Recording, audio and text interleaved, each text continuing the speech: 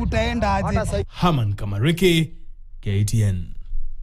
Vijana wa Kitengela wakiuliza Azerbaijan ni nchi gani? Rais William Ruto yuko kwenye mizani kwa mara nyingine kwa maisha ya kifahari, wakati wa Kenya wanazidi kuumizwa na gharama ya juu ya maisha, huku mgomo ukihangaisha wa Kenya na kufanya taifa kuwa la watu kutembea.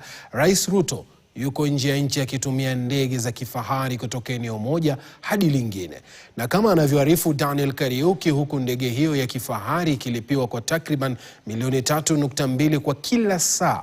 Walipa ushuru watalipa zaidi ya nusu bilioni kwa safari za ndege za Rais Ruto, wakati uchumi unazoroteka kwa maandamano dhidi ya bei ya mafuta.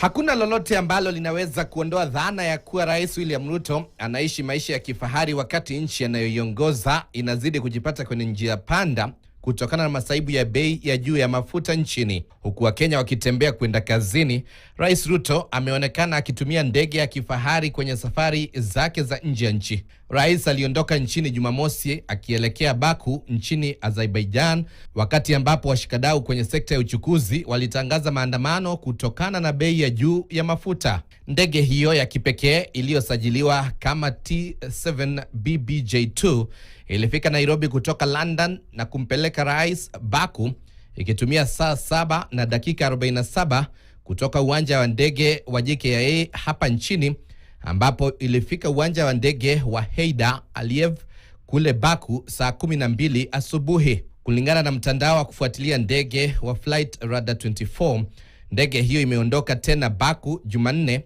na kuelekea Kazakhstan, jiji kuu la nchi ya Astana. Ndege hii ikisajiliwa kuwa ya mtu binafsi, ambapo kodi yake ni kati ya dola 18,000 na dola 25,000, ikiwa ni kati ya shilingi milioni 2.3 na milioni 3.2.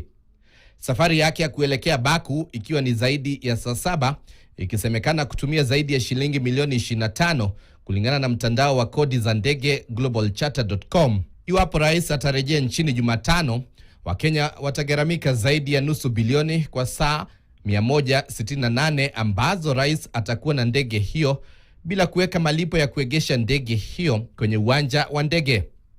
Kulingana na picha za ndege hiyo, ina maeneo ya kufanyia mikutano, kwa malazi na maeneo ya kupata mlo ya kifahari. Jet that he left with is the epitome of luxury, with a full bedroom and a massage parlor and a spa with a jacuzzi, steam, sauna, and the massage parlor has 4 girls from Seychelles. He is enjoying when Kenyans are struggling in air. Hii si mara ya kwanza ambapo Rais Ruto amelimbikiziwa lawama kuhusu utumizi wa ndege za kifahari wakati taifa linazidi kuumia na gharama ya juu ya maisha. Hivi majuzi Rais Ruto alikuwa nchini jirani ya Tanzania, ambapo alitumia ndege ya kijeshi kufika Tanzania, lakini kubadilisha na kutumia ndege ya T7 Jet Legacy 650, ambapo kulingana na mtandao wa kodi za ndege hiyo wa Flycraft, malipo ya ndege hiyo ni kati ya shilingi milioni 2.3, na ikiwa utakodi yako binafsi ni shilingi milioni 1.1 kwa kila saa.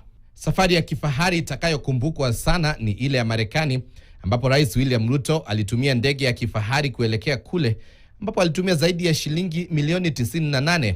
Rais akisema marafiki walisaidia kulipa kodi hiyo. Nipe nikupe hii inazidi, huku maswali chungu nzima akisalia kuhusu uhakika wa rais kupunguza matumizi ya ofisi yake.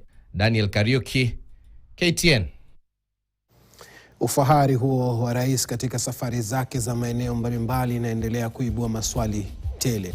Inanipatia mimi nafasi ya kupata tama la maji hapa ardhini. Siendi hewani, usende mbali mtazamaji.